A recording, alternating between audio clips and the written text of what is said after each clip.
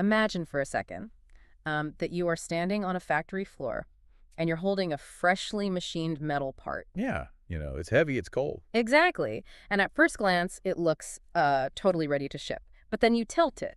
Right. You catch the overhead light just right, and suddenly you see them. These tiny, almost microscopic lines. Maybe they're like arc ripples or uneven scratches or even these strange repeating dents. And what you're looking at there are milling cutter marks. Right. And today we're doing a deep dive into a huge stack of machining research and diagnostic playbooks to basically decode them. Which is so important. It really is. Our mission for this deep dive is to figure out how to read this hidden language carved into the metal. Because, separating a normal tool path texture from a real manufacturing defect, well, that's the difference between a part that runs for decades and one that just fails on day one. And, the instinct for a lot of people is to just brush a thumb over those marks, feel that it's relatively smooth, and just assume the part is good to go. Right. Feels fine to me. Exactly. But in high-precision manufacturing, you're looking at variables that dictate the entire lifespan of an assembly. Because it's not just cosmetic. Not at all. These marks are formally measured by surface roughness values. Specifically, RAW, which calculates the arithmetic average of the surface heights, and RAS, which measures the absolute peak-to-valley extremes. Okay, so raw is the average, RAS is the extremes. You got it. And if those values are out of spec, you introduce microscopic leak paths. Like hydraulic fluids can literally escape a seal through those scratches. Wow, just through a tiny milling mark. Oh, absolutely. You create friction points that ruin how two parts slide against each other. You can even prevent protective coatings from adhering properly. A bad milling mark is, well, fundamentally, it's a microscopic stress fracture just waiting to propagate under cyclic loading. That is wild. Okay, so let's unpack the mechanics of this, starting at the exact point of contact. If there's a scar in the metal, the first suspect has to be the blade itself, right? Naturally, yeah. We have to look at what happens in that fraction of a second when the tool physically meets the workpiece. Right, because the cutting tool is the primary interface. Yeah. It directly creates the final surface. So a defect on the edge of that tool, even a microscopic one, becomes this repeated, glaring signature across the entire workpiece. Like a bad rubber stamp. Exactly like that. And the primary culprit here is just the basic tool wear. When we think about cutting metal, a perfectly sharp cutting edge actually shears the material cleanly away, lifting the chip up and off the surface. It slices it. Slices it, yes. But a worn edge, it cannot shear. It rubs, it plows the material out of the way through brute force. So it's essentially pushing the metal rather than slicing it. Which requires massively more energy, and it generates far more heat. Right. This plowing action creates deeper, highly unstable marks. What you see when a tool develops flank wear, meaning the side of the tool is rubbing against the part rather than clearing it, are very pronounced, heavily parallel lines. So the lines get really thick. Yeah, the worn face of the carbide just has too much physical contact area with the workpiece, so it leaves a heavy, smeared footprint behind instead of a clean cut. Okay, that makes sense. But there's this phenomenon in our sources called built-up edge, or BUE, which kind of takes this to an entirely different level. Well, BUE is a nightmare. Right. When I was reading the mechanics of how this happens, the best analogy I could think of was driving a snowplow. Okay, I like that. So imagine driving a plow down a street, but the snow is incredibly wet and heavy. Eventually, that wet snow turns into solid ice and literally sticks to the steel blade. Oh, yeah. So now you don't have a clean, straight steel edge moving the snow anymore. You have this jagged, unpredictable, constantly shifting ice blade doing the pushing. That is actually a perfect analogy. Built-up edge operates on the exact same principle, but, driven by the extreme physics of machining. Because of the heat. Right. It forms under intense heat and pressure at the cutting zone. The material of the workpiece actually plasticizes it. It reaches a stagnation point right at the tip of the tool, and pressure welds itself directly onto the carbide cutting edge. Wait, it actually welds onto the tool? It literally welds to it. You have a false cutting edge made out of the workpiece material itself. And just like the ice on the snowplow, its geometry is wildly unstable. Oh, it just keeps growing. Yeah, it accumulates as more metal welds to it. The pressure builds until the structural integrity fails. A chunk of it violently breaks away, and then the cycle immediately starts over. Man, the mark that leaves behind has to be completely chaotic. Oh, it leaves a completely irregular surface. Yeah. You'll see random deep gouges mixed with, shallow, torn patches. It's notoriously common in materials we classify as sticky. Sticky metals? Like what?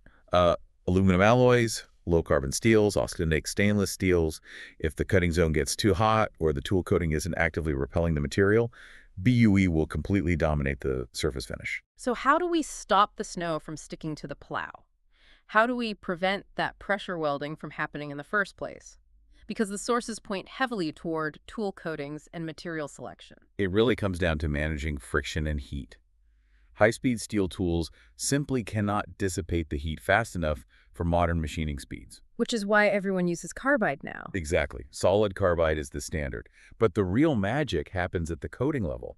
We use thin film vapor deposition to apply coatings like titanium aluminum nitride or TiN. Okay, I want to pause on titanium aluminum nitride because the name alone sounds like alphabet soup. It is a mouthful. How does a micro-thin layer of elements actually stop thousands of degrees of heat from welding aluminum to carbide? Well, it's an incredible piece of chemical engineering. When TiN is exposed to the extreme heat of the cutting zone, the aluminum inside the coating actually migrates to the surface. Wait, it moves! Yes, it reacts with the oxygen in the surrounding air to form a microscopic layer of aluminum oxide. It essentially builds its own ceramic heat shield in real time. That is crazy. It builds its own shield while it's cutting. Right, and that ceramic layer deflects the heat into the chip being cut away, rather than letting it soak into the tool. Less heat soaking into the tool means the workpiece material doesn't reach the temperature required to pressure weld.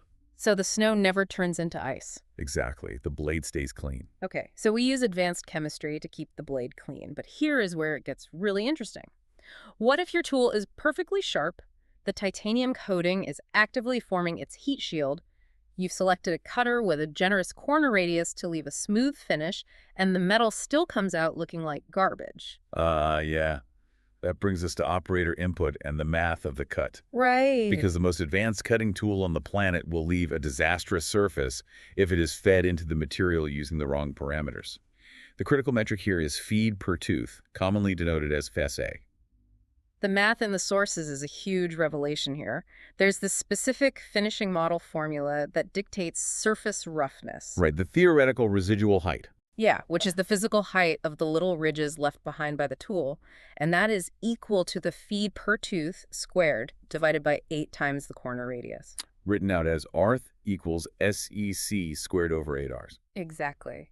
And the part I really want to highlight for you listening is that the feed rate is squared. The squaring of that variable is where so many processes just go totally wrong. Imagine a machinist looking at the production schedule, right? They're behind, they want to speed things up. Exactly. They want to shave a few minutes off the cycle time, so they decide to double the feed rate for the final finishing pass.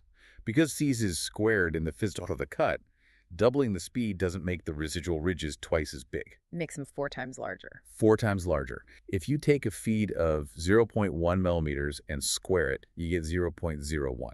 If you push that to 0.02 millimeters, the square is 0.04. Wow. You just increase the peak to valley roughness by 400% to save like maybe 45 seconds of machine time. So rushing a finishing pass just geometrically ruins the surface.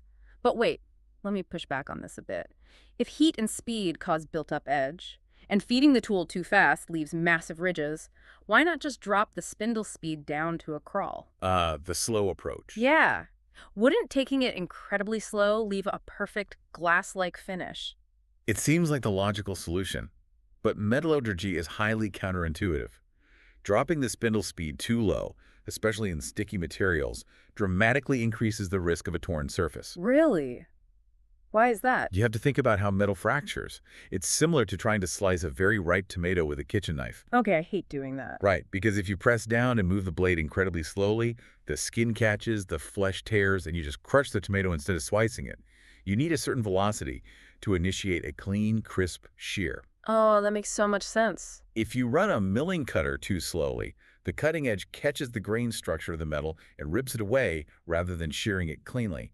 You end up with a cloudy, torn, highly defective surface. So the goal is never to go as slow as possible. No, the goal is finding the specific cutting velocity, where the tool geometry and the material's shear strength are perfectly synchronized. A Goldilocks zone for velocity. Exactly. And it isn't just about speed or feed rate, right? It's also about the sheer volume of material you're asking that finishing tool to remove. Oh, absolutely. Because the sources highlight a common process failure where a programmer leaves way too much stock metal on the part after the initial roughing operations. Then they force a delicate finishing tool to plow through this massive wall of material in one pass. Which is a huge mistake. Yeah. Taking a heavy depth of cut during a finishing pass fundamentally changes the mechanical forces at play. When you increase the volume of material being removed, you exponentially increase the radial and axial cutting forces. And all that force has to go somewhere. It has nowhere to go but into the machine itself. The tool deflects, the tool holder bends, the spindle shaft experiences microscopic torsion. They're just begging for vibration. Right, you introduce chatter, which is a self-exciting vibration that literally bounces the cutter off the workpiece, leaving terrible, uneven hash marks. A finishing pass should be a predictable, low-force skimming of the surface. Okay, so heavy cuts forcing the machine to bend brings us to our next major suspect. We've looked at the blade itself, we've looked at the mathematical parameters, but what if the environment surrounding the tool is compromised? Right. What if the entire machine is effectively experiencing an invisible earthquake? Surface finish is ultimately a physical recording of the machine's structural health. A weak machine, an aging spindle bearing, or a vibrating fixture will copy its own structural inadequacies directly onto the surface of the metal. It acts exactly like the needle on a seismograph. Perfectly said. And the metric for this seismograph effect is spindle runout, which is measured as total indicator reading, or TIR. Runout simply means the rotating axis of the spindle or the tool holder isn't perfectly true. It wobbles as it spins. And the scale of wobble that ruins a part is staggeringly small. The sources note that a runout of just 0.005 millimeters, which is about a tenth of the thickness of a human hair, completely alters the cutting dynamics. Yeah, because with a 0.005 millimeter wobble, the tool is spinning in a microscopic oval rather than a perfect circle. Right. So if you have a cutter with 4 teeth, that runout guarantees they are no longer sharing the load equally. Yeah. As the tool rotates, tooth number 1 bites deeply into the metal. But because of the wobble, tooth number 2 is slightly farther away and barely grazes the surface. Then tooth 3 bites deep again. Exactly. The physical result on the workpiece is a distinct, alternating pattern of deep and shallow wave marks. You know, the sources share an anecdote about a machine shop that perfectly illustrates how frustrating this environment can be. Oh, the side milling story. I love this one. Yeah. So a shop was milling a critical component and kept getting these severe surface ripples. They looked at the marks, assumed the cutter was dull or defective, and replaced it with a brand new tool. It makes sense as a first step. But they ran the part again, and the exact same ripples appeared. So they replaced the collet holding the tool. Same ripples. They spent hours chasing a problem at the spindle. The twist being that the spindle and the tool were perfectly healthy. Entirely healthy. The problem was the fixture plate bolting the raw metal to the table. It was slightly too thin for the operation. Oh, yeah. When the cutter engaged in a heavy side milling pass, the sideways force caused that thin metal plate to flex and vibrate invisibly. It was acting like a microscopic tuning fork. Just singing along with the cut. Right, so the machinist simply clamped a few heavy steel support blocks against the side of the fixture to add mass, and the ripples completely vanished on the next pass. That scenario highlights the concept of the accuracy chain. Think of a milling setup as what should theoretically be a single, solid block of stone. But it's not. Not at all. In reality, every connection point is a microscopic hinge. The spindle bearings are a hinge.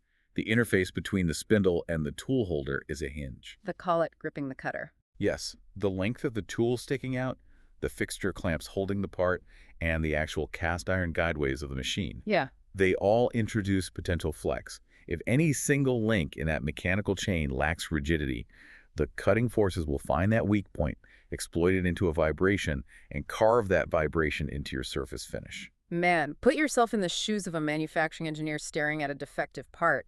You have an overwhelming number of variables. It really is overwhelming. It could be pressure welded aluminum from built-up edge. It could be a squared feed rate miscalculation. It could be a 0.005 millimeter runout in the spindle. Or it could be a thin fixture plate resonating like a tuning fork. Yeah. How do you isolate the root cause without shutting down the factory floor for a week? Well, the cardinal rule of troubleshooting machining defects is that you absolutely cannot make random parameter changes simultaneously. No guessing. No guessing. If you encounter a bad surface finish and instinctively drop the feed rate, increase the spindle speed, and increase the cooling concentration all at once, the next part might look better. But you don't know why. Exactly. You have no idea which of those three changes actually solve the problem, or if you simply masked a failing spindle bearing that will catastrophically break tomorrow. You have to be methodical. The sources lay out an 8-step diagnostic flow, and what's fascinating is the logic behind the order of these steps. That's highly structured. It's organized to check the cheapest, easiest variables before tearing apart the heavy machinery. Phase 1 is purely visual. Identify the pattern. You don't even touch a wrench yet. Right, you just look. If you see equidistant parallel lines, you are almost certainly looking at a feed rate or cutting speed issue.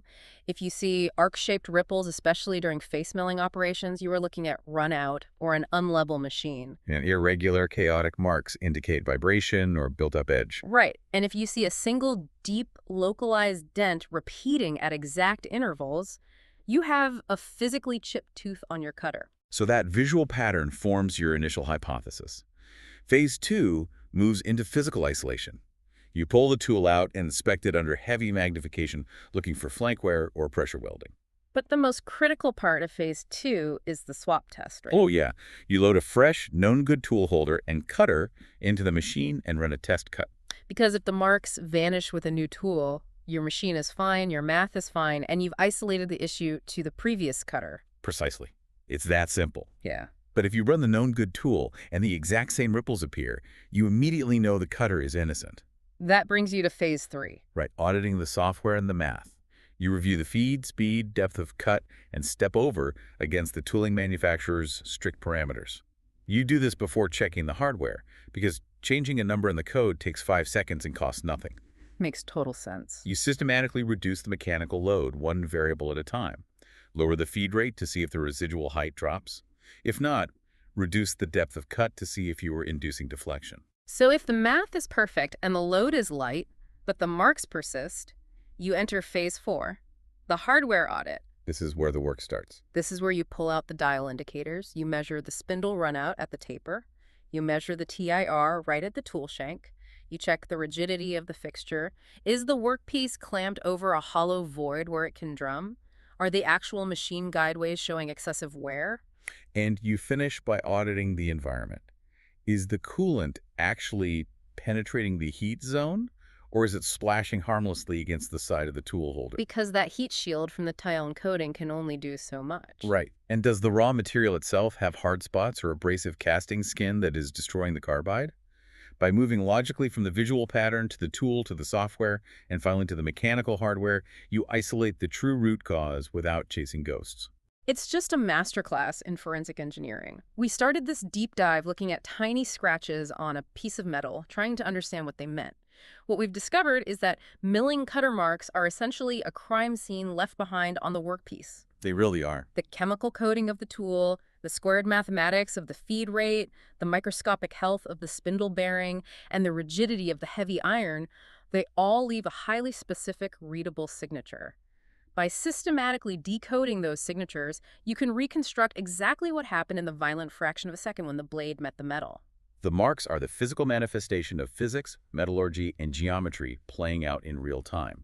But, looking at the broader implications of this diagnostic process raises a fascinating concept to consider. Oh, what's that?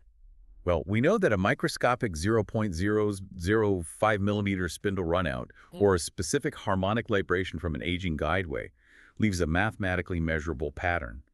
That pattern is dictated by the unique wear and tear of one specific machine. Oh, wow. I see where this logic leads. Could we eventually utilize these unintentional milling marks as a form of mechanical DNA? That is wild. Think about the forensic applications.